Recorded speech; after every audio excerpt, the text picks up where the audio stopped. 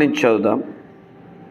సోమరి దారిలో సింహమున్నదని అనును, వీధిలో సింహమున్నదను. ఉదక మీద తలుపు తిరుగును, తన పడక మీద సోమరి తిరుగును. సోమరి పాత్రలో తన చేయి ముంచును, నోటి యొద్దకు దాన్ని తిరిగి ఎత్తుట కష్టమనును. చూడండి, సోమరి పాత్రలో చేయి ముంచుతాడంట, కానీ నోటి యొద్దకు తీసుకెళ్ళటానికి కూడా కష్టంగా ఉందంటాడంట. అంటే తినటం కూడా కష్టమే, ఎవడో తినిపించాలి. తినిపిస్తే అప్పుడేమంటాడు, నవలటం కూడా కష్టం అంటాడు.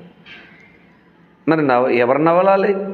ఇంకా దాన్ని కూడా మిక్సీలో వేసి పోసేస్తే శుభ్రంగా మింగటం కూడా కష్టం అంటాడేమో. లేకపోతే ఏదన్నా సెలైన్ రూపంలో ఇచ్చేసి ఇవన్నీ ఎందుకు నాకంట.